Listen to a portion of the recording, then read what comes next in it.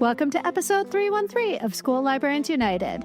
Today is special, and I'll tell you why. 313 means something different to me, and maybe you might know why. Some of you know I live and work in the Metro Detroit area, and 313 is the famous area code for Detroit. And I've had a 313 phone number my entire life. And so 313, very synonymous with Detroit. And I'm very proud to be a Detroiter, live and work in Metro Detroit. And so when I say, it's episode 313, I was like, that makes me think of home.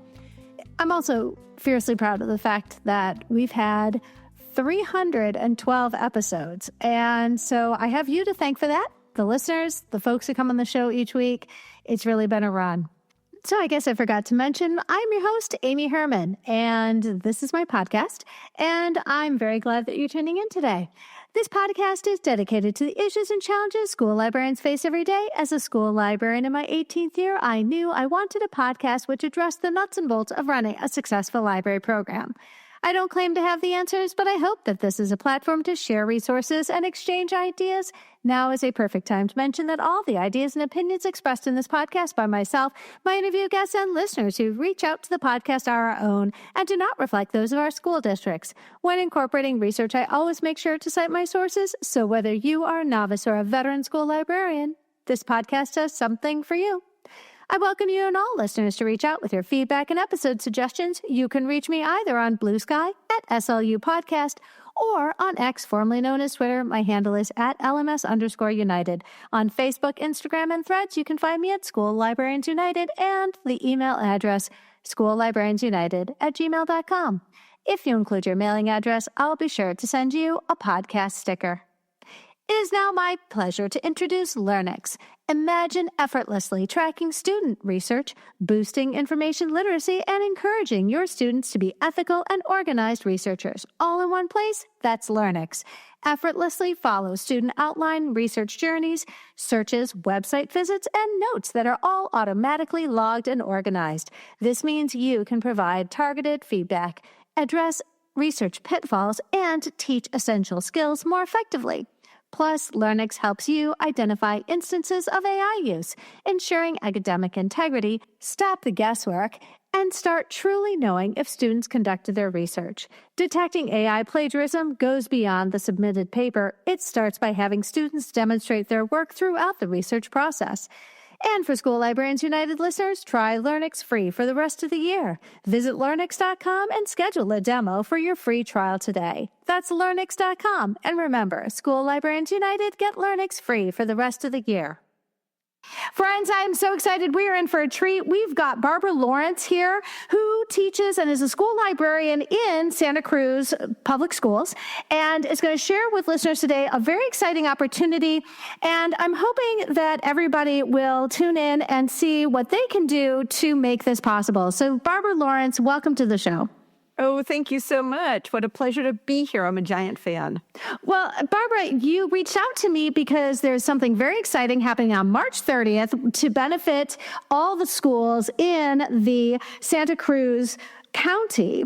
And I'm hoping that you'll share this with us because I can't think of a more exciting way to get involved with building out the libraries in a county. Yeah, so like all school libraries, we don't have enough budget to buy all the beautiful books we want. And so I saw this fabulous film about children's books last year at a school library convention. And I thought, number one, we have to bring this film to Santa Cruz because we want everybody to see it and know how important children's books are and how important librarians are because we bring those books to our students. And then I thought, well, this would be a great way that we could raise money for our school libraries. And third, I just wanted to do something in community where everybody comes together to celebrate it, rather than watching on our computers at home, like we're all there together to say, children's books are magical. And right now we're in a golden age of children's books. So this film focuses on three of my favorite children's book creators, Mac Barnett, Juji Morales, and Christian Robinson, and really looks at how they create these wonderful books that teach us empathy, that are diverse, that show us inclusion, that show us windows and mirrors.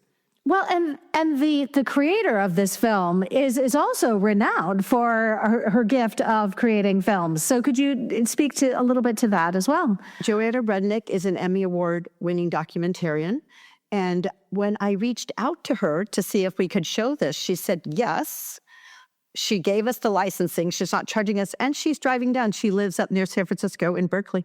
She's driving down for a Q&A afterwards. There'll be a couple librarians on stage, and we'll be able to just ask her about her journey in finding out about books. She has a couple kids, and so she was just struck by what story time did for her family. The quiet time when everything stops. And through that, she met these three fabulous authors who she documents. But I also want to say she's unearthed some lovely archival footage about the beginning of children's books. Goodnight Moon, A Snowy Day. And so she's included a history of it just to show us what they do for our kids. So I'm really excited. There are a couple things we can do here. Obviously, joining that group of people who get to watch this amazing viewing on March 30th. And those are the lucky people who get to join in this communal shared experience of viewing this and then being part of that larger audience. And friends, so we have tickets for anybody who lives within sort of a driving distance to Santa Cruz to be able to participate in that.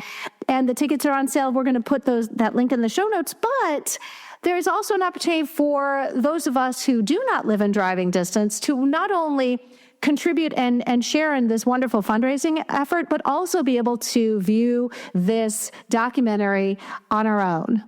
Right. So the tickets are 100% donation. So anybody anywhere in the world can buy a ticket, and that money, even if you can't come see the film with us on March 30th, that money will go right into the hands of school librarians.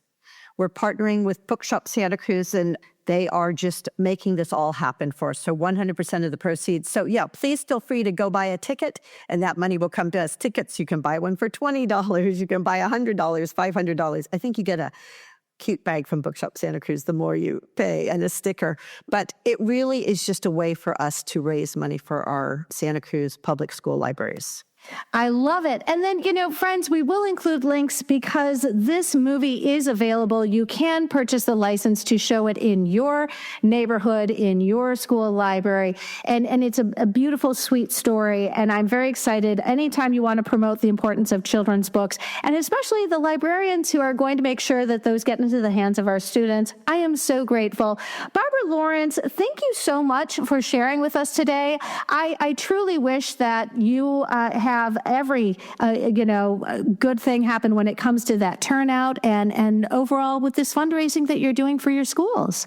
Thank you so much, Amy. Can I add that anybody is welcome to contact me if they want to do this in their own district and do that. And then just a real shout out to Bookshop Santa Cruz, the owner, Casey Coonerty. She's like, yes, we want to do this. Thank you for bringing us.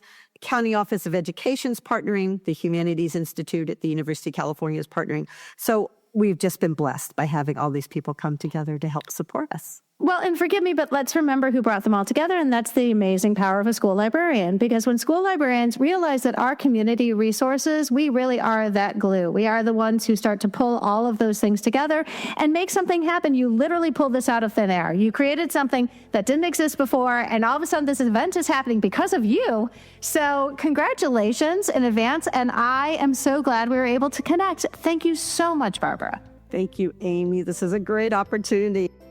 And now for today's episode, career twists and turns, and my conversation with Dale Harter.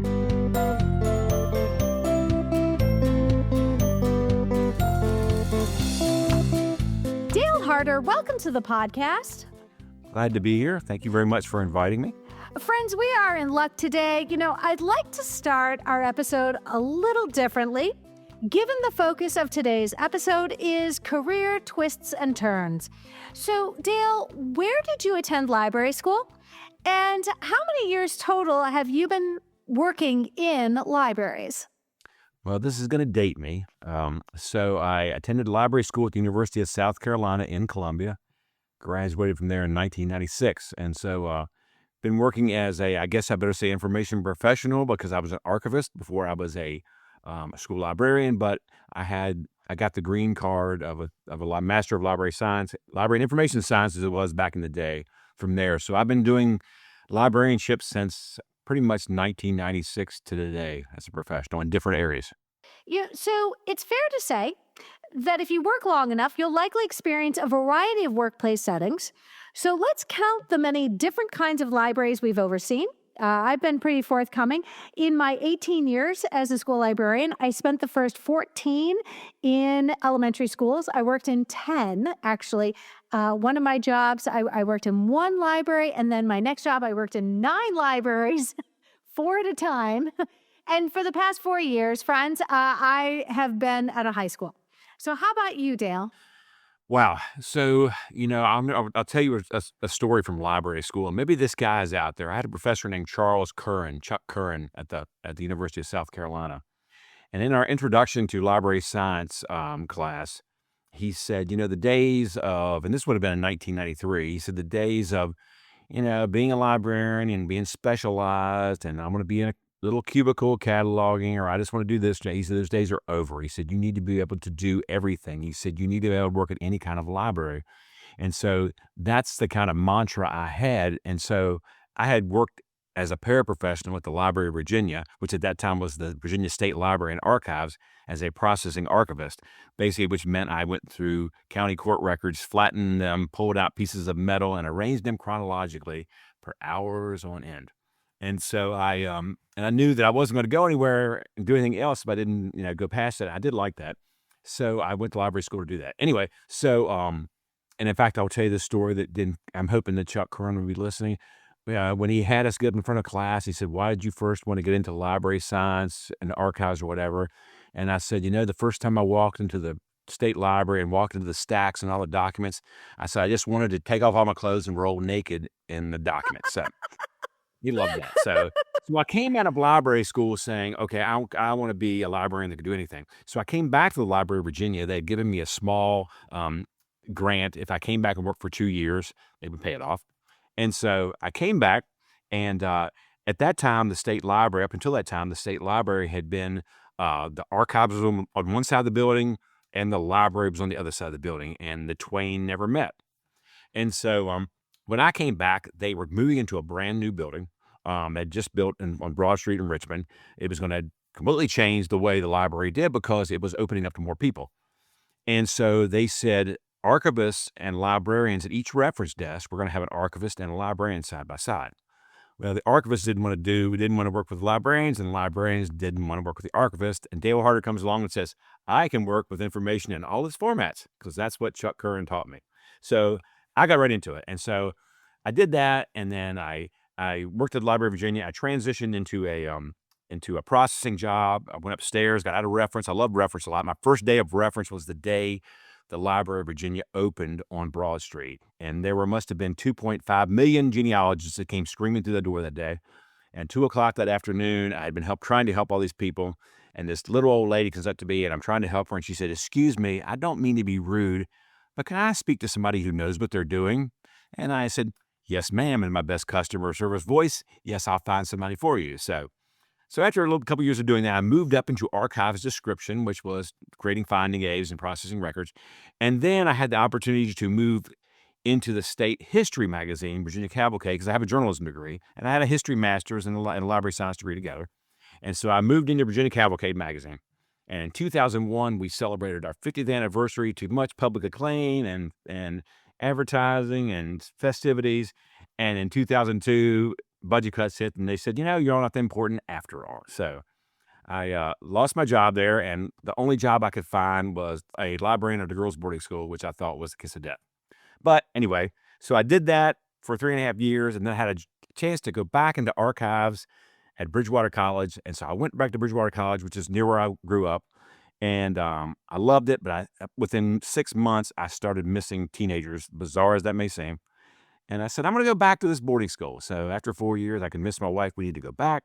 And so we went back, and I said, here, I'm going to stay here the rest of my life. And then 4 years later, I got laid off from St. Margaret's School. And so I had to go to public school, go back to school again. And so from there, I went to one high school, and then another high school, and a third high school. And I'm now presently in a middle school in Richmond, Virginia. So I guess that's 1, 2, 3, 4, 5, 6, 7. Doesn't sound as exciting, but whenever I've changed, even when I had layoffs, people that know me will go, "Yeah, Dale, you just can't stay in one place." I'm like, "Well, you can't stay in one place when they lay you off." So things happen. Exactly. Well, life, hashtag life. Life happens. And I think that's part of what this episode is. That's what we're going to talk about because, again, if you stick at this long enough, there are going to be things that some of which you anticipate, some of which you are blindsided by, and our resiliency, like is that a word? Is that our ability to respond in a way that is positive and allows us to land on our feet. I think it's part of why we're having this conversation today. It's not unusual for us to envision our dream job as we are going through our library classes. At the time when you were in graduate school, what was your dream job that you had in mind? Well, I was going to go back to the Library of Virginia and roll naked in the documents. Yeah. So no, my dream was, I thought I love Virginia history. And so I didn't want to go to just any archives. I wanted to go back and I had this 2-year agreement if I went back. I met my wife in graduate school. And so she's from Idaho. And I knew that if we went to Richmond, it'd be a great place. We were both in the same program. We fell in love in a documentary editing class. How's that for romance? And so I knew that in Richmond, we probably could both get jobs as archivists / librarians. And so my dream was to go back to the Library of Virginia and one day become the state archivist. That was my dream, to be the state archivist of Virginia and be able to, a lot of it was really so I could, after 5 o'clock, I could go run around the archives and research and do all the fun stuff I wanted to do with the history I was really enjoying more than even the archives. So that was my dream job. I thought that's what I wanted to do. And then, of course, within that building, I moved, like I said, around to the magazine and stuff like that, which I thought the magazine combined everything because they let me have a microfilm reader in my office. So at lunchtime, I'd get my bologna sandwich and I would read, microfilm newspapers from the 1800s. And so I would do that, and they let me process archival collections. So I'd bring a collection in my office, and I'd work on that a little bit and do the editing and all the other stuff I did. So it was the dream place, and that was the dream. I was on my way, I thought. But at the same time, I have to admit, I was starting to feel, is this all there is? I was the assistant editor of the magazine. I wasn't going to move up into the editor position. She wasn't going anywhere. I was like, I started looking before the layoffs happened. So I was kind of looking. So what I thought had been my dream was starting to maybe bore me, or not so much bore me, but I remember having the feeling, if I drop dead tomorrow, why would I be missed? What have I done? What has made an impact? And I felt very little at that point. So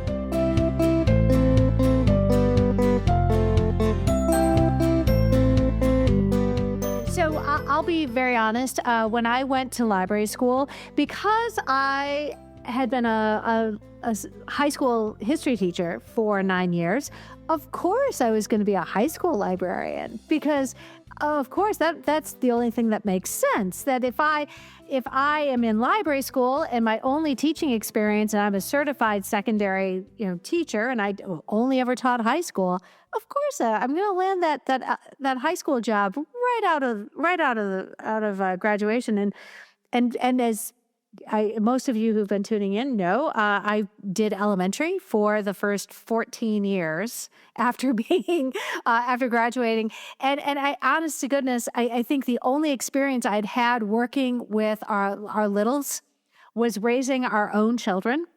And I was their Sunday school teacher for a hot minute. And I also worked when my children were in preschool. We had... I worked with my little preschool kids because it was a co-op. It was a co-op nursery, so the families pitched in and worked once a week. That's how I worked with my littles, and that is the experience I brought when I was interviewing for an elementary library job. They're like, "What experience do you have working with this age group?" I'm like, Sunday school, my own children, working in preschool as a volunteer. Yep, there we go. Apparently that was good enough. Well, it's funny when I was, so one of the reasons, so why would somebody from Idaho come to South Carolina to go to library school? Well, back in the day, back in the 90s, there was South Carolina had a double master's program in applied history and library science. So if you combine the two together, they chopped off about 12 hours, and you would graduate with master's degree in history, usually an archives concentration, and your MLIS. And so there were only, I think they were doing it, I think maybe Michigan was doing it, and maybe New York and University of Maryland. And so when I went there, I was going to, there were some of us who were in archives, and then many people were in school media specialists at that time in South Carolina. And, being in the lofty archival profession, it's kind of like being a law librarian or something, we'd go into these classes and I would go, wow, this is the people who are going to be the school media specialists. That must be the worst job in the world because it's awful. These people are not as, I thought, and people, I don't believe this anymore, but I thought, gosh, school media specialists must be dumb as rocks. They do how they do this, So I thought it was not ever going to be a profession ever, but, God has different plans, so. So life has a way of throwing us curveballs, and how we respond to those imposed changes really does speak volumes about who we are as individuals. What kinds of curveballs were thrown at you? Because, for me, we're going to talk about it, but sometimes you don't see those changes until they happen, and you're like, wow, I had no idea what was coming down the pike. Well, and that's interesting because, so like I said, I was looking for a job right before I got laid off from the Library of Virginia, and I had an interview at Virginia Tech. I was looking for stuff. I said I could need something, do something different. I was keeping it quiet. And I had an interview at Virginia Tech for I think it was an agricultural department librarian, or no, it was actually doing marketing and journalism, or to kind of go in my journalism degree. I said, well, I'll do that. And I sent documents and stuff, and we knew budget cuts were coming up, but my magazine, Virginia Cavalcade, everybody said, that's not on the chopping block. It's going nowhere. You don't have anything to worry about. And I said, okay. And so I interviewed for this job, and I sent writing samples, and they said, hey, we want you to come down and interview. We liked your writing samples. And I said, I'm on a magazine deadline. I said, I can't leave my editor and stuff in the lurch. And they said, well, we're anticipating budget cuts like we were. And they said, we need to fill this position. I said, I don't think I can interview. And they said, let us make it clear. We really, really, really like your writing interviews or your writing samples. Meaning, if I came down and interviewed, I got the job. And I said, I can't do this to my institution. And so a month later, I walked into work one morning, and the silence was deadly. 40 of us got laid off at one day. The entire microfilming section of the Library of Virginia was knocked out. I was in the education division. Many of us were in the education division. And so, boom. And they said, sorry, Dale, we frozen everything. So you can't go back to reference. You can't go back into archives. You can't do anything other than go. And everybody said, but we know you'll land on your feet. I'm like, okay, thanks a lot. So I got 2 weeks of severance pay, 2 weeks notice. And my severance pay, I think this was in October. And so the end to January 1st. And so I said, well, that's great. And so I did the 2 weeks, and I never forget, because my editor was a friend of mine still to this day. She's like, she was getting laid off too. She goes, we need to put everything into this issue and get it out in 2 weeks. And I said, you are crazy. I am not going to bust my behind for this institution now, which I still love it. I still love the Library of Virginia, but things happen. And so I said, we came together. We got it almost done. And so about a week before I think it was in my second week, a friend of mine who had worked in reference was taking an early retirement as part of the cuts. And he said, he walked by my office his last day. He said, what are you going to do? And I said, I don't know. I'm going to interview. I said, I'm going to start, doing interviews like that, or start putting applications out. And his wife worked at this boarding school called St. Margaret's. And I said, they don't need a librarian at St. Margaret's, do you? And he said, you know something? They do. I'm like, what? So I get laid off. And so life's turned. So, my last day of work, I'm going to tell the story. My last day of work was Halloween. And I remember driving home and going, because my little girl was like 3 years old, and I'm going to take her trick-or-treating. And I'm like, this sucks. Here I got to go home, get laid off. I don't know what I'm going to do.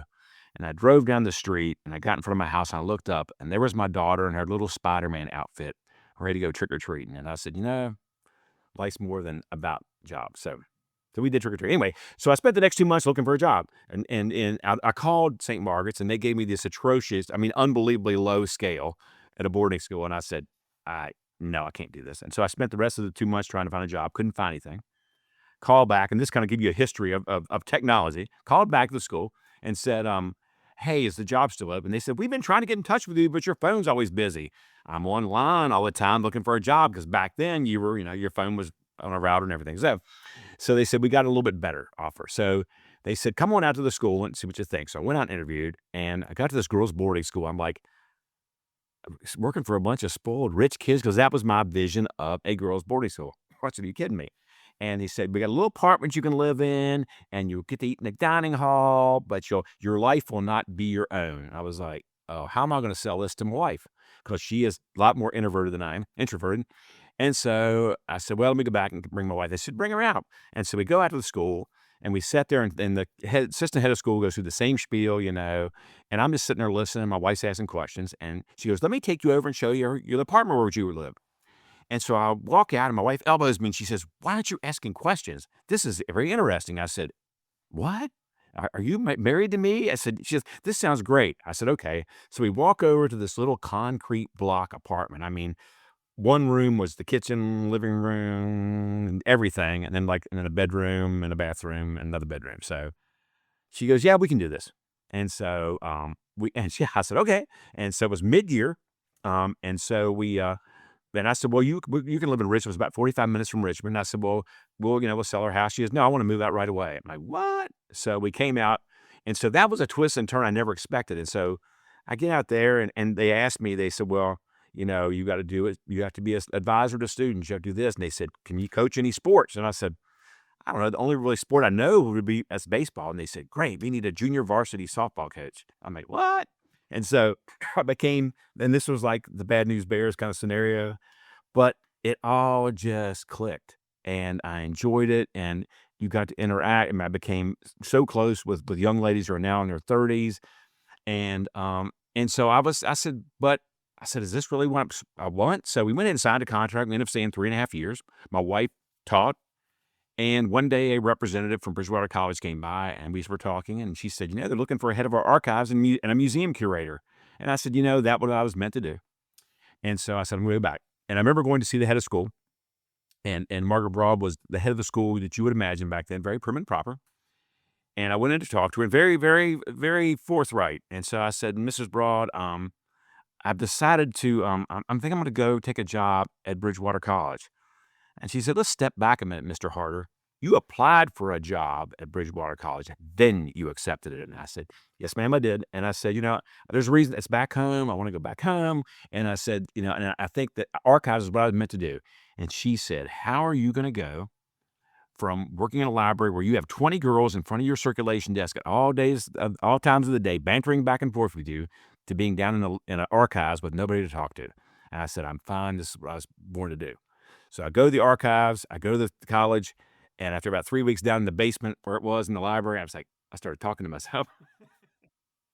And I started having these same feelings, because the feeling I had before I got laid off with the Library of Virginia was I didn't feel like I was doing anything that was important. I felt that at St. Mark's. I felt that with this boarding school and everything I did. And it wasn't even the library. It wasn't library stuff. It was a girl coming into the library and saying, I'll never forget, this girl came in one day and she said, Mr. Harter, I have no hope. And I said, what do you mean, Casey? And we talked through it. So the best things I did as a librarian was the interaction I had with the kids. And so, it's funny, when I went to Bridgewater, teenagers would come down to the basement of the archives to ask me reference questions, and college students. And I said, guys, maybe we should go back. If in fact, a young lady who had taken my job was fresh out of library school, and I found out she was leaving, and I convinced my wife, let's go back. And I thought it'd be a good environment for our daughter. She could go to school there. And so we went back thinking that we'd stay there for the rest of our lives. And the head of school who'd been there, she retired. A new head of school came in, and we didn't get along as well. And so when budget cut times came, they decided they didn't need a library anymore. And so I was laid off again. And so I was 50 years old. And it was like, okay, what do I do now? I'm going to have to train. We needed to stay there because my daughter was a sophomore. We don't want to leave here. The first thing was, Dad, don't make me leave. I said, we're not going to. So my wife went back to the Library of Virginia, where she would commute in. And I said, well, I guess I'll go public. And I had to go back to school, online teaching courses, and courses at Longwood University, which was great. and which was an unexpected turn that really helped my life out because Longwood's an awesome place with awesome library professors.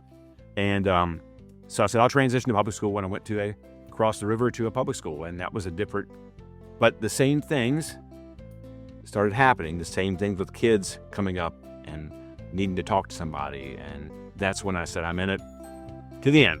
So.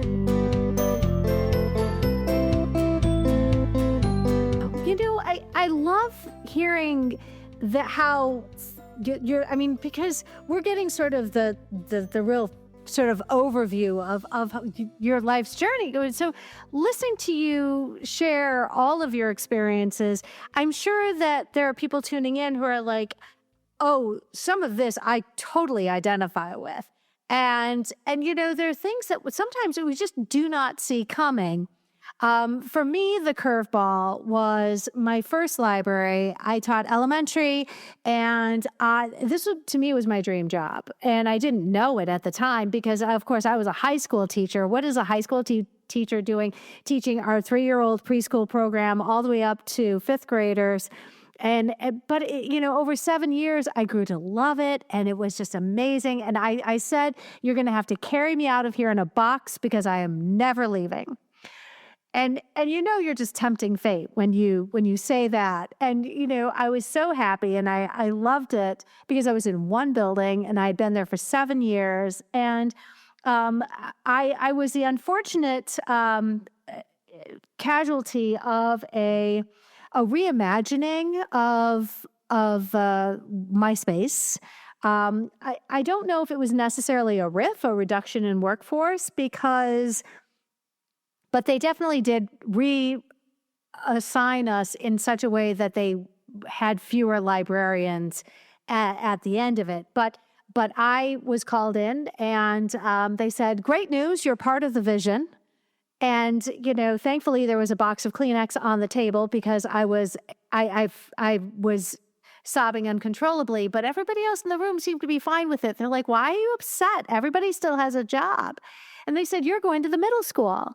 And again, that did not stop the crying. And that was the first day of May. I still had 5 weeks to go. And I'm not going to lie, the bizarre thing was for me, knowing that I was going to be moving to the middle school, it was sort of like attending my own funeral.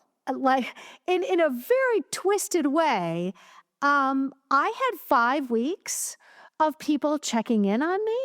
I had 5 weeks of people coming up and just realizing that I was not choosing to leave. I was being forced to leave.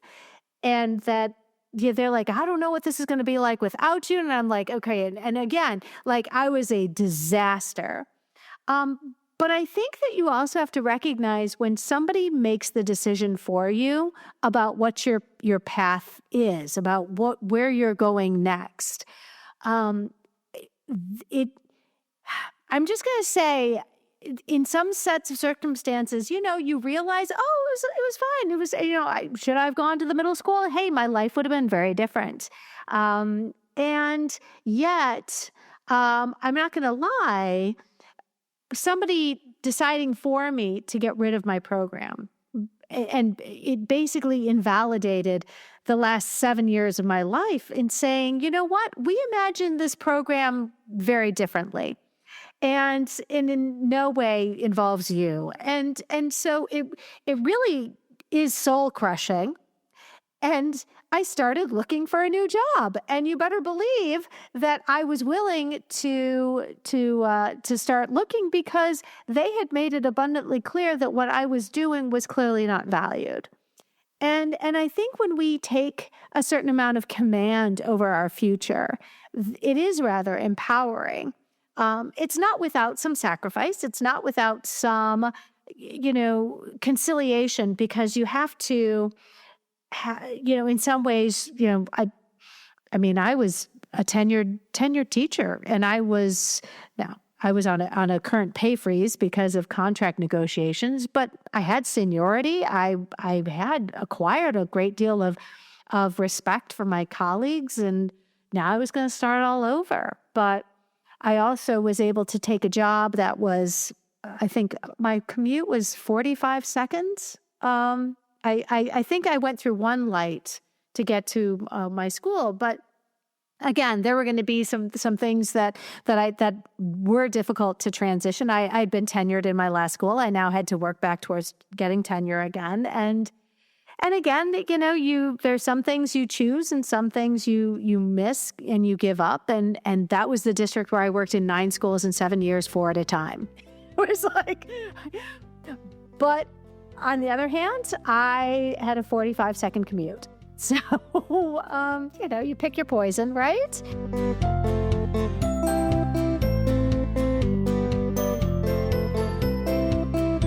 Anticipating these, let me see what this question was. Anticipating these can soften the blow, knowing the potential, keeping our options open. I love, can we go back to this idea of working in boarding school as the kiss of death? Can I ask, how quickly before how long did it take for you to realize that indeed taking this job at the girls' boarding school was indeed not a kiss of death? Ooh. Well, that's an interesting question. I started there in January, and I'd replaced, there had been a woman who'd been there forever. Her name was Winifred Delano. She was the prototype of the school librarian, the little old lady, and she was so sweet and nice. And she had just retired, and a guy had been there about a year. He left mid-year. She had come out of retirement. So I remember she said, I'll be here for 2 weeks to show you everything. And at that time, I didn't know, I knew how to do archives and I had library training. But I remember I got to tell you the story. The first thing I did was I looked at all the library shelves. And I'm like, these shelves aren't full. They're like ending with these bookends. If I take all the books and fill them up, I'll have a bunch of shelves left at the end. So I consolidated everything. And then I go buy new books. I'm like, oh, well, where do I put these? Because they go over here and they go over there. So anyway, I guess, at St. Margaret's is very interesting. It was Episcopal Girls. It's still around. They still don't have a librarian. They've never had a librarian since I left there. The part-time they did. In fact, the first thing they did was ask my wife to go ahead and, in addition to the history classes she was teaching, why don't you go ahead and be our librarian? So she left 6 months after that. So anyway, I went, so we'd have, that time you had chapel every morning 3 times a day. Or 3 times a week. And then the other 2 days, you would have announcements in the chapel. They kind of closed it off. But I'll never forget, the second day I was there, and they would have announcements, and they have skits and do things. They announce whatever's going on for the weekend or whatever. And this very precocious young lady got up and said, I just want to say that today is my hero, Elvis Presley's birthday. And I love Elvis. I just wanted to say today was his birthday. And I'd been driving in. I wasn't living there for the first couple of weeks. I drove into work from Richmond. And I was listening that day, and it wasn't Elvis's birthday. It was like Elvis's death day. And I remember standing up going, hey, it's not his birthday. It's his death day. And all these girls turned around and started, I had made this hit. These, like, oh, this guy, we like this guy, And I never forget that year for graduation, a friend of mine gave me an Elvis tie. And I would wear that, Elvis tie all the time. So it was at that moment, wait a second, there's something else going on here. The other thing that happened was, so part of this was you had to do weekend duty. Well, you had to do study hall at night, you had to coach, all these things. And so I guess the time I really knew it wasn't the kiss of death was, so it was like my first duty weekend. And they said, Mr. Harter, just come over to the duty office and we'll tell you what you're going to be doing. And sometimes we'd be on campus. Sometimes we would be taking field trips. And so they said, I walked in there and they said, Mr. Harter, you're going to be chaperoning a bus trip to Richmond. We have a charter bus. Now, we had these small buses we would drive ourselves because mainly we drove our own field trips. But if you had such a big bunch of girls, they said, you're going to chaperone. We got a charter bus. They said, we're going to go to what that time was a new mall in Richmond, Short Pump. And they said, we're going to drop half the girls off there to see the movie Chicago, which had just come out, the musical. And you're going to take the other half to another mall. And just all you need to do is make sure whoever gets on the bus gets off the bus. I'm like, well, I don't even know half of these girls. I said, okay. And so what do I do when I get to the mall with the second group? And they said, you just most people go to the food court and pick a time in the middle of your time period. They all need to check in and you just hang out there. I said, okay. And they said, and this was the point. I said, this is not bad. They said, and this is maybe sounds stupid, but they said, oh, now you need to sign for your money. I said, what do you mean sign for money? He said, well, you get $25 that you can use when you go to the mall, for coffee and stuff. And I'm like, yay, I'm getting more money. And that's when I said, this is not too bad. And then I found out we're right on the Rappahannock River, and they said, oh, by the way, we have a pontoon boat, and you can have the keys to it when you want to go out. And oh, by the way, our pool, which is now not filled, and during the summer, it's basically just the faculty pool, so you got a pool. And you got a gym across the street, and you got the keys to everything. I was like, this is not bad. And so that's when I signed my contract, because I'd actually interviewed for a job to go back in the archives, and I was like, no, I think I'm going to stick this out. So it was relatively soon after that. And then when I started coaching softball, it was everything but the librarianship in a lot of ways. I started coaching softball and just coaching girls that didn't know which end of the bat to hold up, and it was just the weird stuff we did. It was just fun being there. So.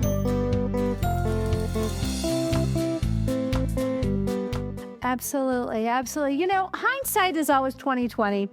Let's think about some of and you've started to already talk about this, the unexpected benefits to some of these unwelcome situations. It wasn't all that terrible. And I've not been quiet about the fact that I did work for 7 years. I taught in a district where I traveled every day. And I worked in 4 different schools at a time, 9 altogether. One person who evaluated me, but I had 4 administrators, all with different personalities and different ways of doing things, building goals. And, it was really, really difficult.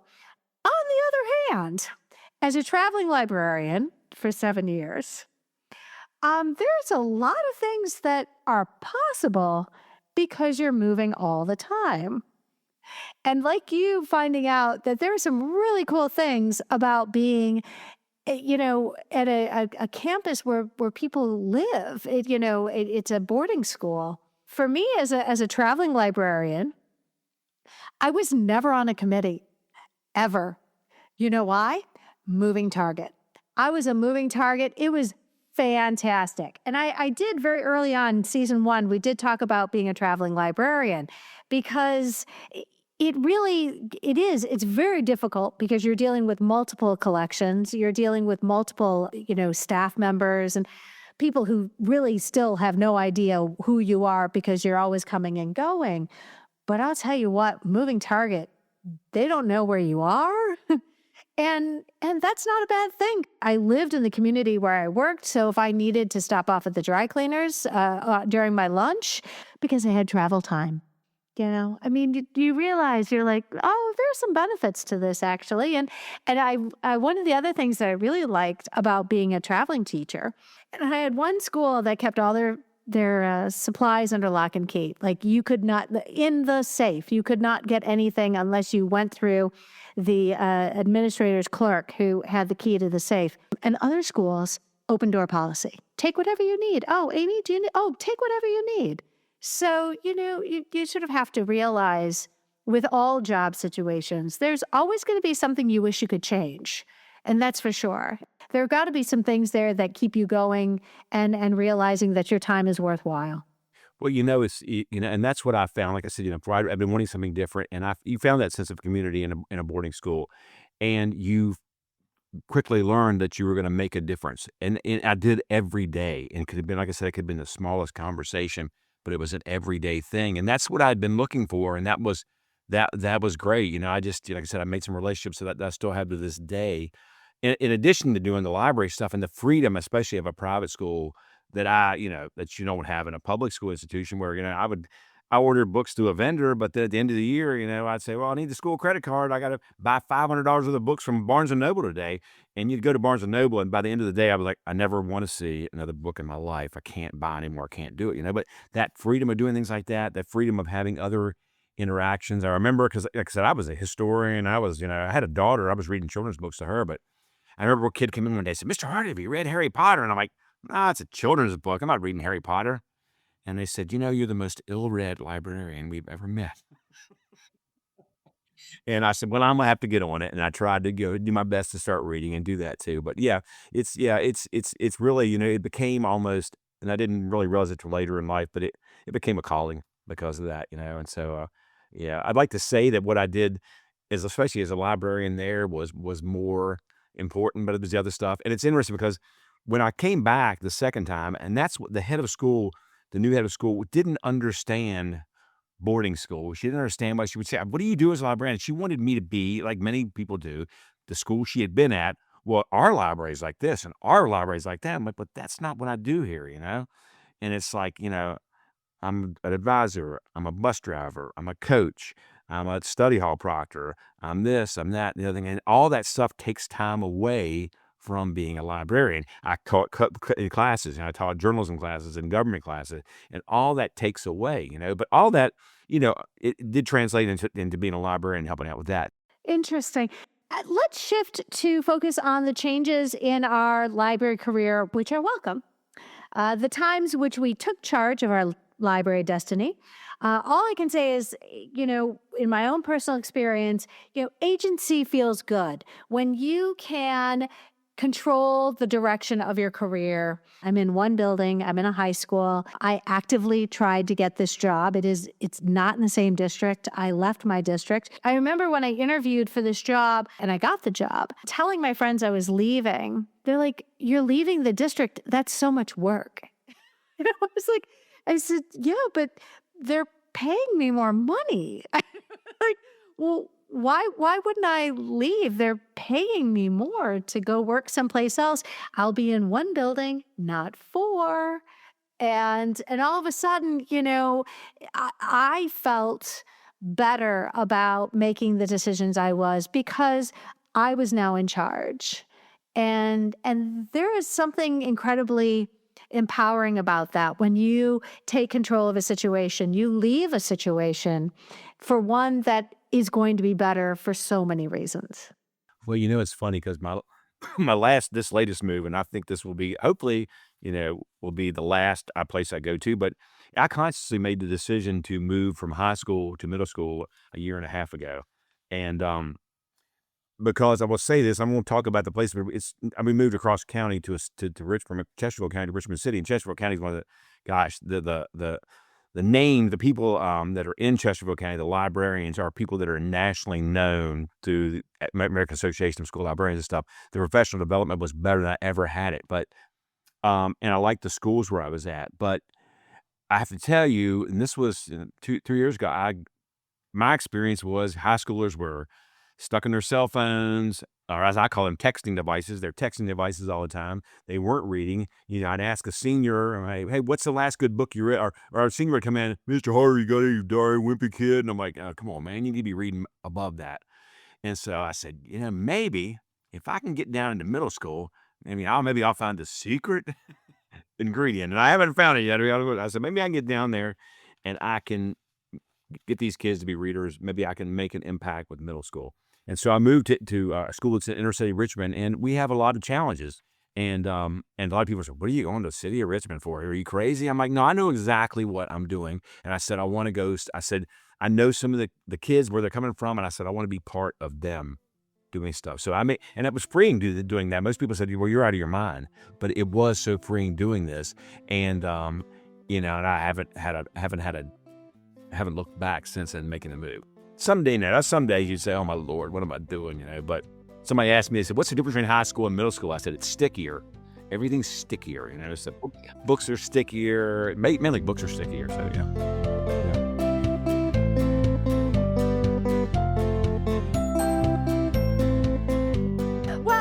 Friends, I'm not going to lie. I have interviewed so many middle school librarians who love middle school. And so if you haven't taken a listen to the playlists, we have an elementary playlist and I interview school librarians who love elementary and teaching our littles and our preschoolers and everything, you know, up until like 5th grade. And I have a middle school playlist. And these amazing school librarians love middle school and would never leave it.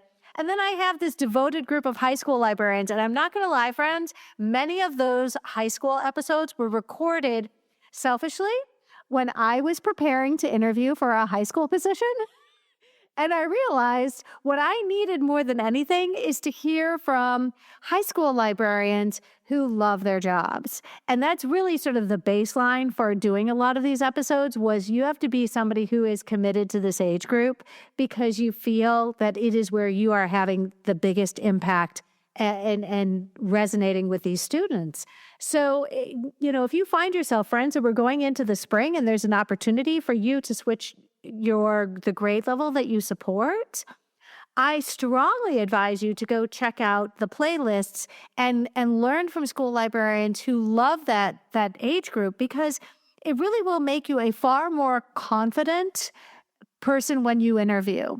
I'm not going to lie, it worked in my situation, but what our interviewers need to hear is that confidence and that willingness to do things that are required of the job. And if you are a school librarian, K-12 certified, you are prepared to do this job.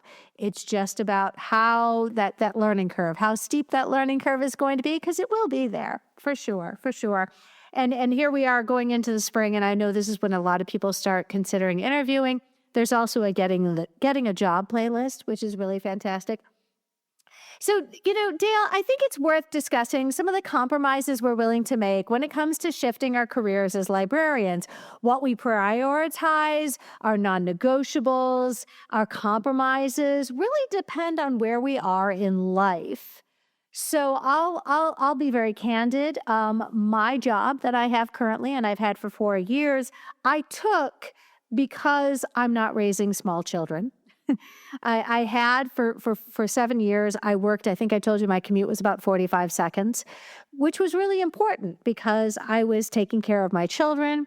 My mother, we lived with my mom and we were taking care of her. She had dementia, Alzheimer's, and we lived with her for 8 years until she passed away. And being 45 seconds from home was really important.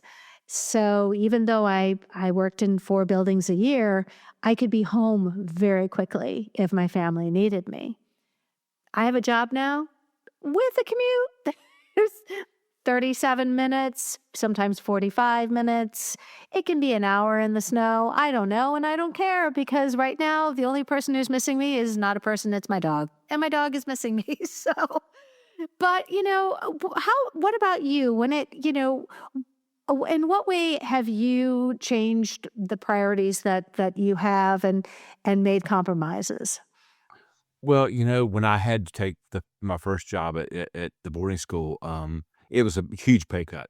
And I was like, but I wanted, it's like I said, friends over my career said, oh, well, you've changed jobs a lot. Well, if I looked at my track, it's been in the same things. I've never said, well, I'm going to go out and start painting houses, or I'm going to go to law school. I've always stayed in that information providing.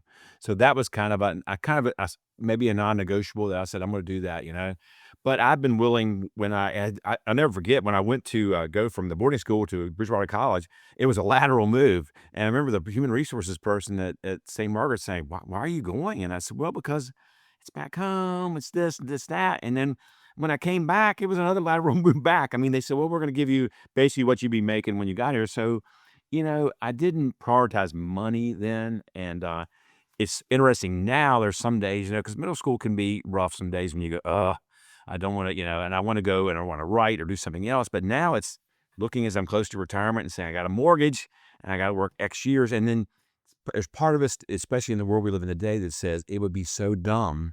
Even though my daughter's we don't have any kids, just me and my wife. We make decent money, and I found the more money you make, the more they tax you. So that doesn't help out much. But I thought, well, I'd have to go do something else, and maybe. But it's just not the way of thinking that. Okay, I'm going to drop. I've got 5 more years till I think I'm going to retire. I'll just go and cut my salary in half. But I've got that mortgage, and I know if I do the same thing, I'll have that mortgage paid off. So sometimes it becomes economic where you are in life. But as I do it, there's about 4 books I want to write, history books I want to write. But I'm thinking, wow, I'm going to start when I'm 67. I don't know if I'm going to do that, but it's increasing like that's what it's going to be. So but it was right. When I was laid off at St. Margaret's, my daughter came to me and said, "Dad, are you gonna make this move?" And I said, "I'm not gonna pull you away from this. I'm not gonna. You're gonna stay here and you're gonna graduate." And I did. It was rough because I was, me and a couple other teachers who had gone to this a school across the river. They were at another public school, and every morning I'd go down and meet them because we were still living on campus because my wife's still teaching, and it was heart-wrenching to go and see the girls going to school, and say, well, I'm gonna drive across the river, 45 minutes, and it was beautiful, and I liked it out there, but it's like, at nighttime, it was like, okay, because we still ate in the dining hall, and then I quit going to the dining hall, and students would say, well, Mr. Harter, why don't you come to the dining hall anymore? I said, it's too hurtful. I said, I love you guys, I can't do it. And so I couldn't compromise for my daughter. That's one of the reasons I stayed there till she graduated, because I said, I can't do that to her. I'll struggle with this. Even though my work environment was great, it was just the place I was living in, So, it's all depends. I think it changes, Amy, from where you go in life. What's non-negotiable at one point is not non-negotiable at another point. I met somebody here recently, who's they work at a Richmond Public Library, and they work in what they call the memory lab, and it's there people can come in there and bring their old camcorders tapes in and they can translate stuff off of albums and all this kind of stuff. And this young lady was still in library school, and she's like, yeah, I don't make a lot of, but I like this job. I said, this is the time. This is the great time. Don't worry about the money. Do it for what you love, and you're loving the job, and if the money doesn't matter right now, don't worry about that, And so, so I think it's the change in life is where you are. It's what matters. So, I'm saying if you're in your 20s, 30s, you don't worry about the money. Go for what you love, because, my wife's grandfather was a retired Air Force colonel. And the first time we went to Idaho to meet him, she said, the first thing he's going to ask you is, are you happy in your work? And sure enough, the first time I went out, he said, are you happy in your work? And I said, yes, sir, I am. And I've been able to say that I would say 95% of my work as a librarian in my career, I've been able to come out and say I'm happy in my work. And that's important.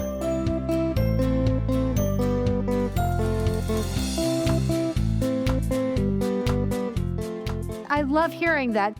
So let me ask you, what do you think it is about school librarians that makes us especially adept at working in such a variety of library settings?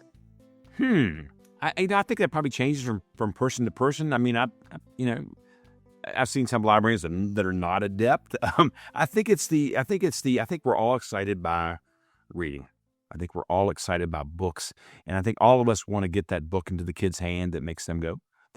All of us want to see that light bulb go off. So I think that school librarians, I know that the experience I had at the University of South Carolina was golden, and it was golden in the history side and the library side. But we had professors that really made you realize the importance of what you were getting ready to go do.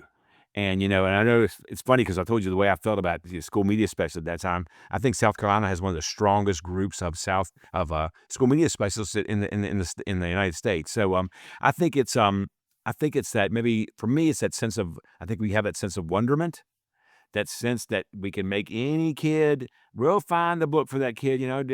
What might drop dead doing is we're going to find that. So I think that flexibility, I think you've got to have it. Going back to my professor, Charles Curran, he made us all he said, you're going to have to go to your job and you're going to have to give them your WeHo. And we're like, what's a WeHo? And WeHo stood for what I have to offer.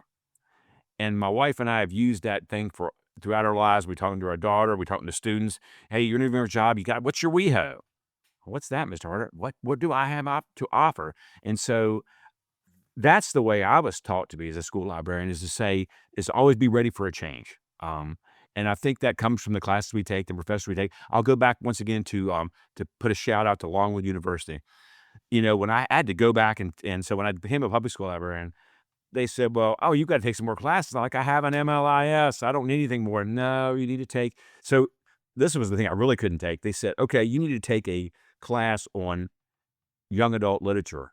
I'm like, I've been buying books for 15 years now as a young adult, as a high school librarian, please. But they said, no, you got to do it. So I took that class, and the teacher was wonderful.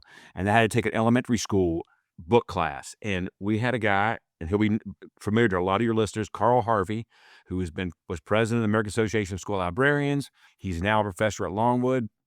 And, I had to drive to Blacksburg, Virginia for these classes. And he would have homemade cookies that he made every Saturday from when we got there, and just that touch, that touch. And so, and then Audrey Church, who is is now she's in the graduate school, but she's nationally known librarian, professor at Longwood's made that Longwood program into this wonderful thing. When we go have our Virginia Association of School Librarian Conference every year, we have a Longwood alumni get together. And she will stand in front of us, and Audrey's older than me, which is saying something. And so she'll get up there and she'll go around the room.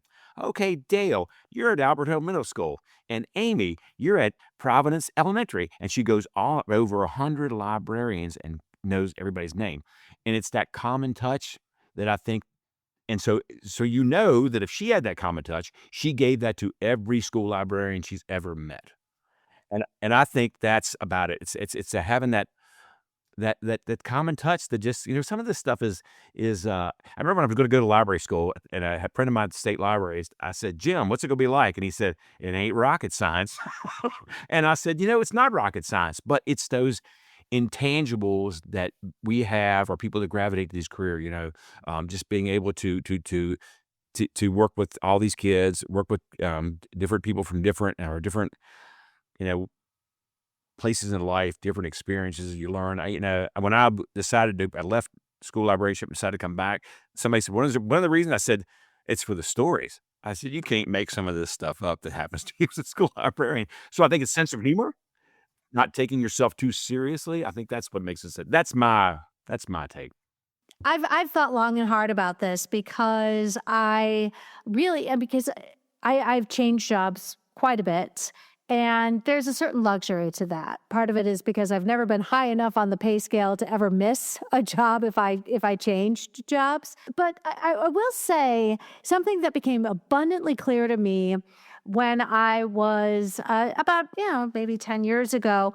And it was about, it was the end of the school year. And so this was in elementary school. And some of the grade level teachers were very upset. And somebody was crying. And I just kind of leaned over and I said, why is this person crying? And they're like, oh, they just found out that she's going to have to switch grade levels next year. And I said, what do you mean? They're like, oh, well, she's a second grade teacher and they're going to make her go to first grade. And she was sobbing. Like, this was somebody who was a respected professional in my building, sobbing because they were getting switched to a different grade level. And this was tragedy. And I'm sitting there thinking, I'm K-12 certified. I have been trained at, I have a master's in library science, and I am trained to be ready for anything. And when you are K-12 certified, you are told, by the way, you at some point throughout this career will find yourself either by choice or by opportunity changing grade levels. But because the state of Michigan says, hey, this is K-12, you better be ready for this. And I think that when you have this attitude that I am trained, I can do this, and if I am not ready for it, well, newsflash, there are a whole bunch of school librarians out there who are ready to support me in this transition. You talk about your superhero power. My superhero power is I have an infinite capacity for curiosity, as demonstrated on this podcast. I am so curious about everything. And I very quickly realized that it didn't matter what grade level I taught, that as long as you are curious, you will always be the best person for the job for those kids, because you are the one who's going to be supporting them. And having a university back me up and say, yep, this person is a professional who can handle this. And, I think it's very empowering when you look at what we do and realize that, it is such a joy every day to do what we do, and know that we have the ability to switch up where we teach, the grade levels we support. And whether those opportunities come by way of, we seek them out, or sometimes they're imposed on us, it has a lot to do with what we've come to realize are our strengths, and calling upon those and the network of school librarians that we have in our PLN So, Dale Harter, I am so grateful you have clearly had an adventure. Looking back on the years you've been working in libraries and school libraries in particular. So I have to ask, if somebody wanted to reach out to you, maybe to learn more, could you share with us? I know you said when I asked you earlier if you're on social media, but you have a preferred method of listeners getting in touch if they'd like to learn more. Yes, I told Amy, so you can reach me at my email address. I guess my school email address. I do have a Facebook account because I'm old, and so I told Amy I learned long ago to quit. I don't like expressing my opinions. I'm kind of a middle of the road guy, so that if I express my opinions about certain things in librarianship, I might be burned at the stake by my fellow librarians, and if I express the other side, I might be burned at the stake by anybody else. So I still have a Twitter account that I don't even use it anyway. So, but I will say this, this is copyrighted by me. My Twitter account does say Swagabrarian, and I am in the only Swagabrarian. My niece, who's a fourth grade teacher, elementary school teacher, a couple years ago for Christmas, she gave me a shirt that said Swagabrarian, and it's a definition similar to a librarian, but cooler. So. But Amy says I should go to Blue Sky, so maybe I'll do that. But I don't know if I'll still express my opinions. It's just a bad world there to express your opinions right now. So I'd love anybody like to email me at my email address. Should I say the email address? It's D Harter HARTER at rvaschools.net, and that's RVA Schools, Richmond, Virginia. So. Fantastic. Dale Harter, I hope you have a fantastic rest of the school year. Thank you so much for joining us today. And I wish you the very best as we work our way into spring. It's very exciting. And thank you. And what I love about you, Amy, is you like me, you like using first and last names. So thank you, Amy Herman, for having me on the show. Absolutely. Have a great one. And I hope you have a great week. Thanks so much. Bye-bye. Friends, if you are curious to know how often your state and school librarians have been featured on the podcast, check out the link in today's show notes for the search by title, guest, and location.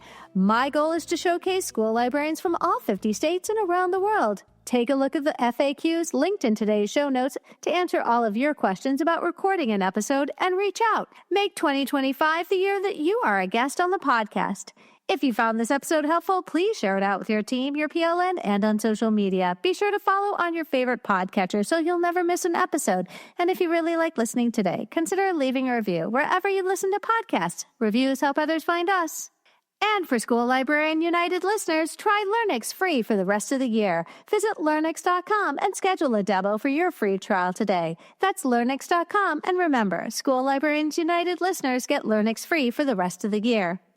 I hope you took a look at the opportunity to support the Santa Cruz Public School Libraries and maybe even hosting a similar community event to raise funds for your school library.